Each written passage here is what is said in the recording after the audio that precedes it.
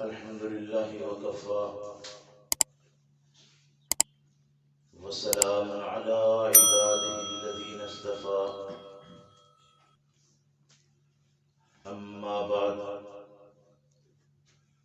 فأعوذ بالله من الشيطان الرجيم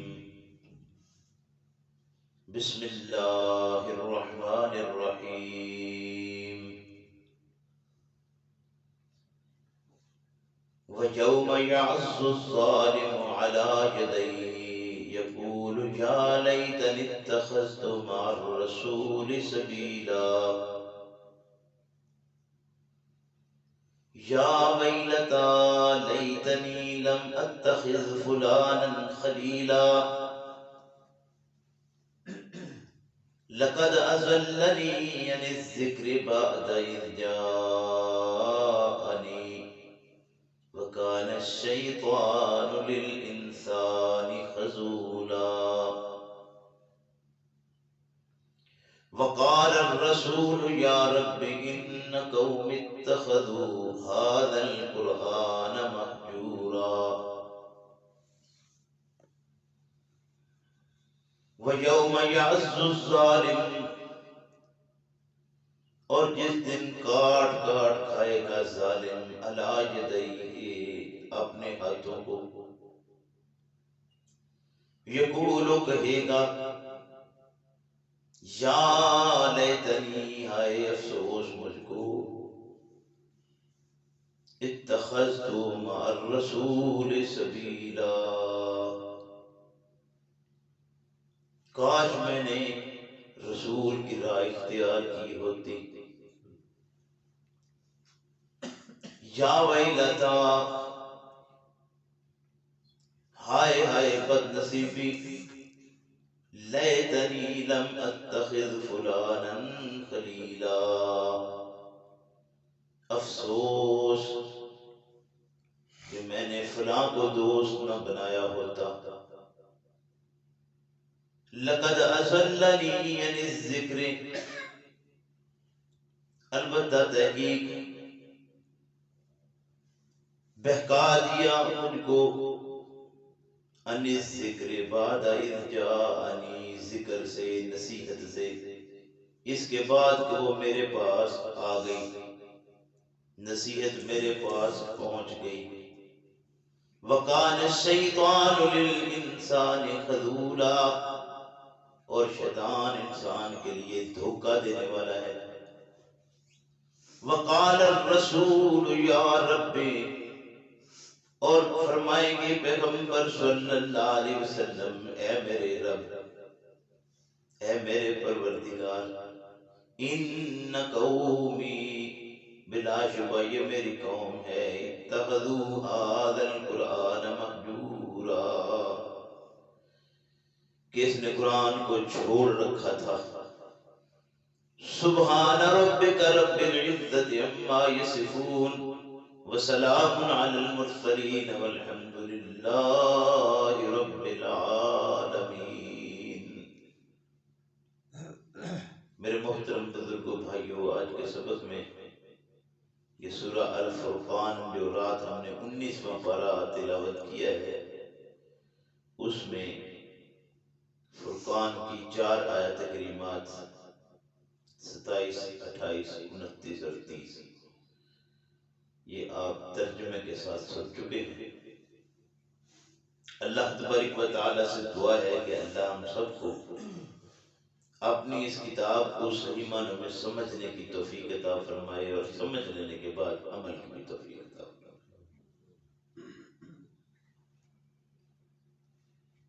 آج کے سبق میں انسان کی غصہ اور ندامت کی حالت کو بیان کیا گیا ہے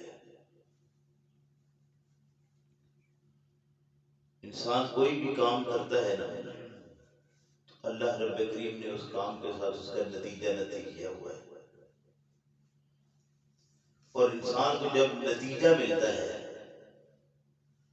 تو نتیجہ ملنے کے بعد جب دیکھتا ہے انسان کہ یہ جو میرا خیال تھا نتیجہ ملنے کا وہ تو نہیں ملا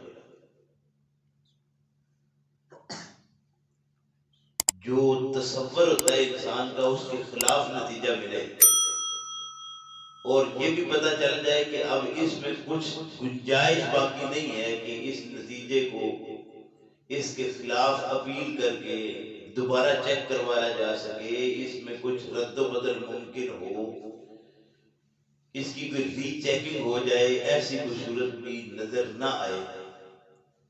اور انسان کے ہاتھ میں جو پروانہ آئے وہ پروانہ ہو کر تو فیل ہو گیا ہے، اس انسان کی حالت کیا ہوگی؟ ظاہر ہے کہ جب انسان کا کچھ بس نہ چلے تو بالآخر کیا کرتا ہے؟ اپنے ہاتھوں کو کاٹتا ہے۔ یہ محاوراتاً بھی ہے اور حقیقتاً بھی ہے کہ انسان کے پاس جب کوئی چارہ نہ رہے تو پھر اپنے ہی ہاتھوں کو وہ دندیاں کاٹتا ہے کہ اب میں کروں کیا؟ صورت کوئی باقی نظر نہیں آتی، اور یہ اس حالت کو بیان کیا جا رہا ہے اس وقت کے لیے جب انسان اس دنیا کو چھوڑ کر اللہ رب کریم کے پاس پہنچ گیا، اور اس وقت وہاں جا کر پتہ چلا کہ میرا امتحان کا جو وقت تھا، جہاں میرے پاس کویسچن تھے، آنسر کے لیے بک میرے پاس تھی، تو میں نے اس بک کو کبھی اس لحاظ سے کھول کر پڑھا ہی نہیں تھا کہ اس میں کیا جواب ہے جو مجھے بتایا گیا ہے، جس کے مطابق جواب دے کر میں اپنی آپ کو سیدھے راستے پر لا سکتا تھا۔ وہ خیال آئے کہ پتہ چلے اب میں جو کتاب اصل تھی جس میں میرا پیپر ہے، جس میں سے میرا امتحان ہے، وہ پیپر والی کتاب میں نے کبھی کھولی نہیں۔ کمرہ امتحان میں بندہ بیٹھا ہے، کویسچن اس کے سامنے ہے، یوں ہی دیکھتا ہے، پتہ چلتا ہے کہ میں نے تو وہ کتاب، وہ تو سوال میں نے دیکھ کے ہی نہیں آیا ہے، میں نے تو پورا سال اس کتاب کو کھولا ہی نہیں ہے۔ تو اب جب پتہ چلتا ہے کہ نتیجہ فیل ہے، نتیجہ فیل ہے، تو انسان کر کیا سکتا ہے اس وقت؟ اپنے ہاتھوں کو کاٹنے کے سوا۔ اللہ ارشاد فرماتے ہیں یوم یعض الظالم علی یدیہ، وہ دن جب انسان اپنے ہاتھ کاٹ کاٹ کھائے گا کہ اب اس کو کچھ نظر آتا ہی نہیں ہے کہ میں کیا کر سکتا ہوں۔ کہے گا کیا؟ کہے گا یا لیتنی اتخذت مع الرسول سبیلا، ہائے کاش، افسوس کہ میں نے رسول کی راہ اختیار کی ہوتی۔ دنیا میں جتنے سہارے اور آسرے انسان تلاش کرتا ہے، سارے رستے جو بھی انسان تلاش کرتا ہے دین کے لیے، کم سے کم وہ کوشش یہ کرتا ہے کہ میں نبی کریم صلی اللہ علیہ وسلم کا رستہ اپناؤں،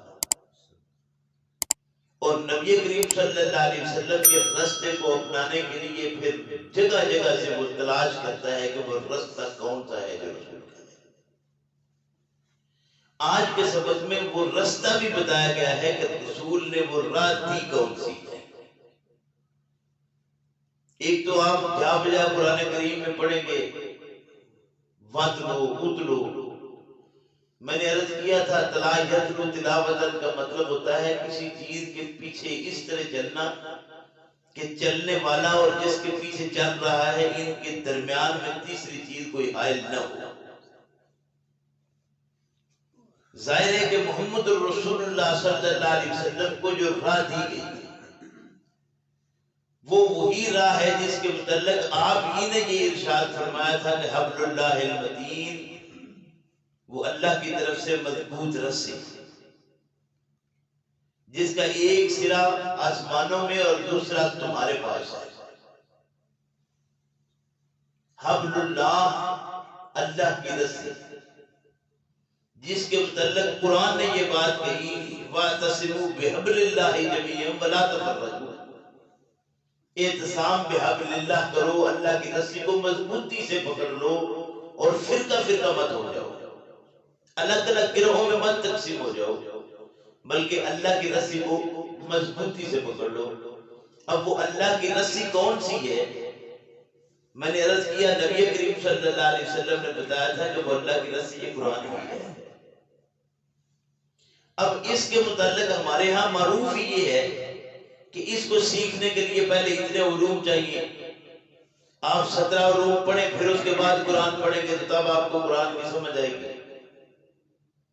ہمارے ہاں علماء موجود ہیں جو یہ جملے بولتے ہیں کہ قرآن کریم کو آپ کبھی بھی ترجمے کے ساتھ نہ پڑھیں. اگر آپ اس کو ترجمے کے ساتھ پڑھیں گے تو گمراہیوں کے رستے کھلیں گے. واللہ نصیب ایسے علماء کے بیان موجود ہیں کہ اگر آپ قرآن کو ترجمے کے ساتھ پڑھیں گے تو گمراہیوں کے رستے کھلیں گے. انا للہ و انا الیہ راجعون. اور علماء ہے وہ، جبکہ قرآن ہی وہ ہے جو کہتا ہے ہدی للناس، انسانوں کی ہدایت ہے. ہدی للعلماء نے کہا تھا، ہدی للمتقین، جن کے اندر تقوی ہے، اندر ان کے اتقاء موجود ہو، اندر ان کا ایسا ہو کہ وہ حق کو قبول کرنے والا ہو. وہ انسان جیسا بھی ہے، جس بھی زبان سے تعلق رکھتا ہے، جس بھی قوم سے تعلق رکھتا ہے، جس بھی خاندان اور برادری سے تعلق رکھتا ہے، وہ بندہ حق کو قبول کرنے کے لیے تیار ہوگا، حق مل جائے گا. ہدایت کی تلاش ہوگی، ہدایت مل جائے گی. لیکن جب ہماری ہدایت کی تلاش ہی نہ ہوگی تو ہدایت پڑی رہے. آپ کوئی ایک سوئی آپ کی کھو جاتی ہے، کوئی چیز چھوٹی موٹی آپ کی گر جاتی ہے، کمرے میں بیٹھے تھے، اٹھے پاس، باہر نکلے، پتا چلا باہر نکلے خوب سورج روشن ہے، چمک رہا ہے. آپ وہاں سے وہ چیز تلاش کرنا رستے سے شروع کر دیں تو آپ کو وہ رستے سے چیز مل جائے گی. وہ چیز جو آپ کے کمرے میں رہ گئی ہے، گر گئی ہے، وہ آپ کو باہر رستے میں چاہے سورج کی روشنی کیوں نہ ہو لیکن نظر نہیں آ سکتی، مل نہیں سکتی، کیونکہ وہاں وہ موجود نہیں ہے. موجود کمرے میں ہے اور آپ باہر سے روشنی میں جا کے تلاش کر رہے ہیں. جتنی مرضی روشنی ہو وہ مل نہیں سکتی. یہ ہدایت تھی قرآن میں، اور ہم نے اس کو تلاش کرنا شروع کر دیا غیر قرآن سے، اور پھر تلاش کرتے کرتے ساری عمر بیت جاتی ہے تو انسان کو ہدایت کہاں سے ملے گی؟ قرآن کریم نے بار بار ایک چیز کو بیان کیا کہ ہے کوئی جو اس سے نصیحت حاصل کرنا چاہتا ہے. ہم نے اس کو نصیحت کے لیے آسان کر دیا ہے. وَلَقَدْ يَسَّرْنَا الْقُرْآنَ، یسرنا القرآن آپ کے ہاں ایک وہ قاعدہ ہے، پٹی جسے کہتے ہیں آپ، یسرنا القرآن. آپ بچہ بھی بھیجتے ہیں نا یہ قرآن کے لیے پڑھنے کے لیے، تو اس کی ابتدا ہوتی ہے اس قاعدے کو کہتے ہیں یسرنا القرآن. تو قرآن کہتا ہے وَلَقَدْ يَسَّرْنَا الْقُرْآنَ لِلذِّكْرِ، ہم نے نصیحت کے لیے اس کو آسان کر دیا ہے، اور ہمیں بتایا یہ کیا ہے کہ یہ آسان ہے. اس سے نصیحت حاصل کی نہیں جا سکتی.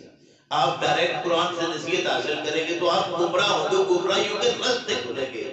اور قرآن کہتا ہے یوم یعض الظالم علی یدیہ، وہ وقت آئے گا کہ انسان اپنے ہاتھ کاٹ کاٹ کھائے گا کہ ہائے کاش میں نے رسول کی راہ اختیار کی ہوتی، اور رسول نے جو رستہ دیا تھا وہ رستہ میں نے چھوڑ کر دوسرے رستوں کو اپنا لیا. سارے سہارے آسرے تلاش کرنے پر انسان کر کیا سکتا ہے سوائے اپنے ہاتھ کاٹنے کے. فرمایا جا ویلتا لیتنی لم اتخذ فلانا خلیلا، اس وقت کہے گا ہائے کاش میں نے یہ جتنے پانچ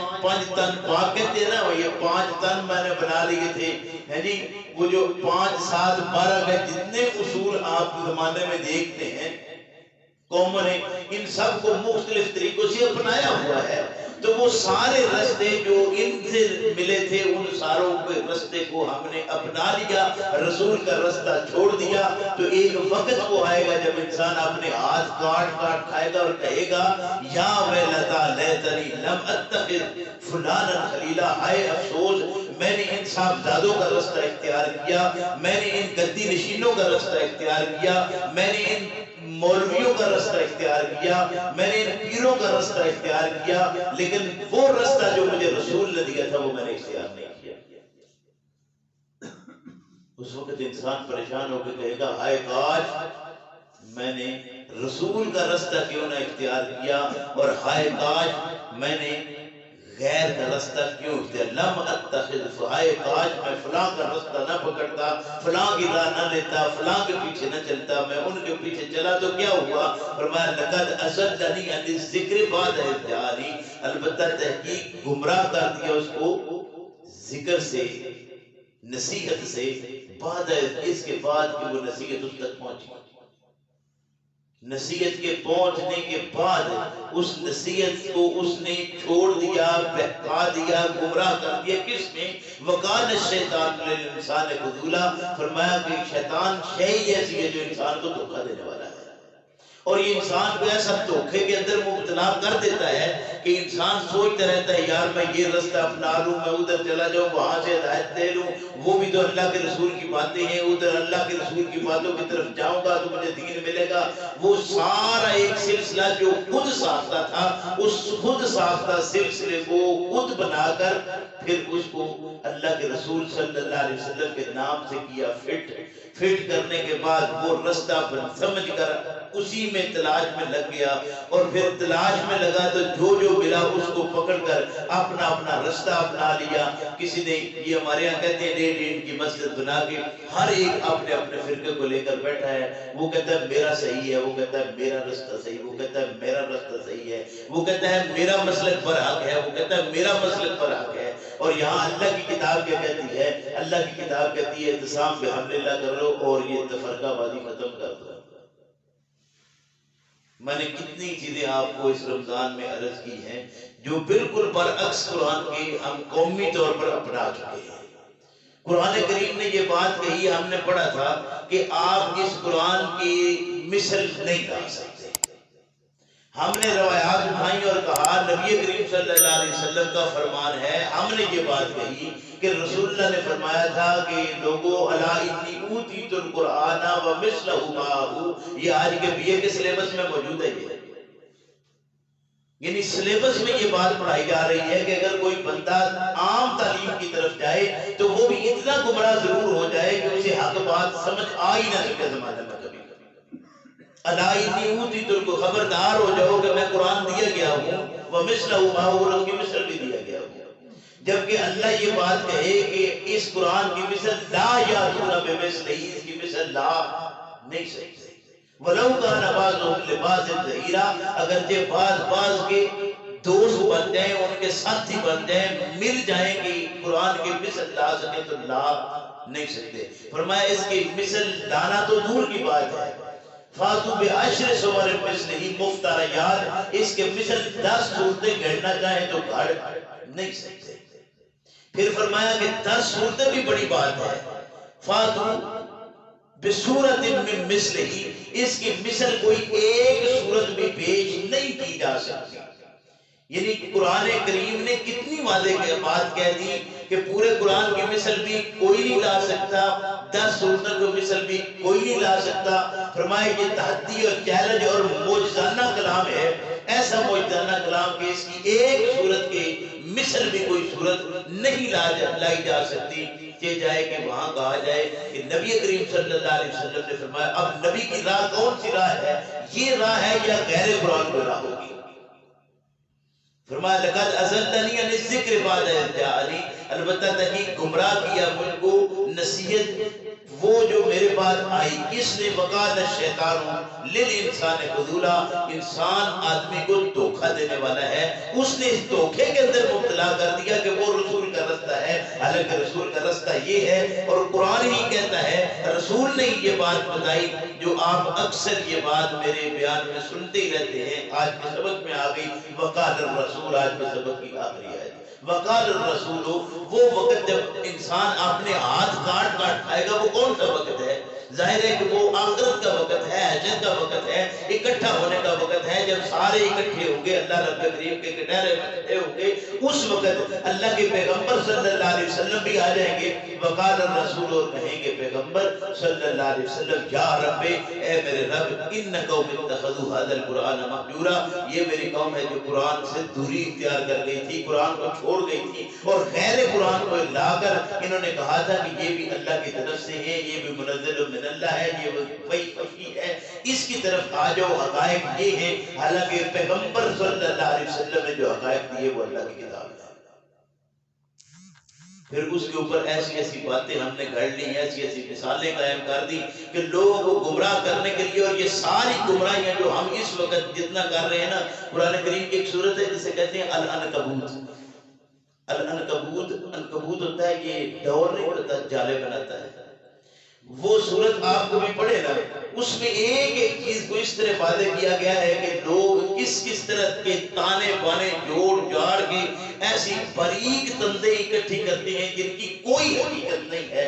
وہ کوئی شے نہیں ہوتی، لیکن انسان کے اوپر ایسا اثار قائم کر دیتی ہیں کہ جو انسان اس کے اندر ایک دفعہ پھنس جاتا ہے، وہ اس ڈور اور مکڑے کی طرح اس کو اپنے اندر پھنسا کر اندر سے چوس دیتا ہے، اور یہ خالی انسان خور کی شکل میں نظر آتا ہے، یہ انسان نظر آتا ہے، لیکن حقیقت میں جو اصل انسانیت اس کی ہے وہ کھو چکی ہوتی ہے۔ اور اصل انسانیت کیا ہے؟ انسان کی باڈی، انسان کا جسم اور جانور کے جسم میں کوئی فرق نہیں ہے، عام جانوروں والا ہی معاملہ ہے سارا، لیکن ایک چیز اللہ رب کریم نے جو اس کو تمیز کے لیے دی تھی وہ عقل اور فکر اور شعور تھا۔ یعنی شعور انسان کا جو ہے وہ اس کو حیوان سے انسان بناتا ہے، یہ شعور، اور شعور کے اوپر سب سے پہلے ایسے تانے بانے ہم نے ڈال دیے ہیں جوڑ جاڑ کر کہ کوئی صورت بھی ایسی نہ ہو کہ شعور آپ کبھی استعمال کر سکیں۔ اور ملا نے سبق یہ دے دیا ہے کہ دیکھو، دین میں عقل کو دخل نہیں ہے، دین کو عقل سے سمجھے نہیں جا سکتا، دین کو آپ عقل سے نہیں سمجھ سکتے۔ وہ کہتے ہیں کہ عقل کی پرستش فی نفس ہی، یہ جملہ ہی صحیح نہیں ہے، عقل کی پرستش نہیں ہے، پرستش اللہ رب العالمین کی ہے، لیکن عقل کے ساتھ ہے، شعور کے ساتھ ہے۔ شعور کے بغیر اگر کی پرستش اللہ کی بھی کی تو وہ اللہ کی ہوئی پرستش بھی نہیں ہے، بلکہ اللہ رب یہ نماز کس لیے ادا کرتے ہیں؟ اللہ کے لیے۔ اللہ رب کریم نے ارشاد فرمایا کہ دیکھو، حالت سکر ہو تو نماز مت ادا کرنا، لا تقربوا الصلاۃ، نماز کے قریب مت جانا، وانتم سکارا، جب تم حالت سکر میں ہو۔ اور فرمایا حالت سکر کون سی ہے؟ حالت سکر یہ ہے کہ تم کہتے ہو تمہیں پتہ نہیں کیا کہہ رہے ہیں، حتی تعلم ما تقولون، یہاں تک کہ جو تم کہتے ہو اس کا تمہیں علم ہی نہیں ہے۔ تو علم کس سے آئے گا؟ عقل سے، شعور سے، یعنی شعور سے نماز ہے، شعور نہیں ہے تو شعور کھو گیا ہے تو نماز نہیں ہے۔ اسلام نے یہ بات بتائی، لیکن ہم سارا دین سلسلہ جو ہے وہ کہتے ہیں کہ یہ عقل کے ساتھ نہیں، شعور کے ساتھ نہیں، بس یہ ہے کہ ماننے کی ہے اور مانتے جائیے۔ اللہ ارشاد فرماتے ہیں کل قیامت کا دن ہوگا، انسان جس شعبہ زندگی میں بھی قدم رکھتا ہے وہ چاہتا ہے کہ میں اس شعبے کے بندے سے کسی سے ملوں، کسی بھی شعبے میں جانا چاہتا ہے، اس سے مل کر پتہ کروں کہ کون سا صحیح رستہ ہے، کون سا خرابیاں ہیں، کون سی اس میں اچھائیاں ہیں، کون سی برائیاں ہیں، کیسے طریقے سے میں بچ سکتا ہوں کہ میں کسی کھائی میں گرنے کی بجائے اوپر جانا شروع کروں۔ تو جب ایسا انسان تلاش کریں گے تو ہر شعبہ زندگی کے لیے اگر آپ کو کوئی انسان ملتا ہے تو وہ محمد رسول اللہ صلی اللہ علیہ وسلم ہی ہے، اور آپ صلی اللہ علیہ وسلم نے اپنی پوری زندگی قرآن کے مطابق گزاری، قرآن کے خلاف نہیں گزاری۔ آپ صلی اللہ علیہ وسلم کا کوئی لمحہ قرآن کے خلاف نہیں۔ اللہ ہمیں سمجھ کی توفیق عطا فرمائے کہ ہم اللہ کی کتاب کی طرف آئیں، اسے سمجھیں اور سمجھ کر اس کے مطابق عمل کریں تاکہ ہماری آخرت کامیاب ہو۔ ربنا لا تزغ قلوبنا بعد إذ هديتنا وهب لنا من لدنك رحمة إنك أنت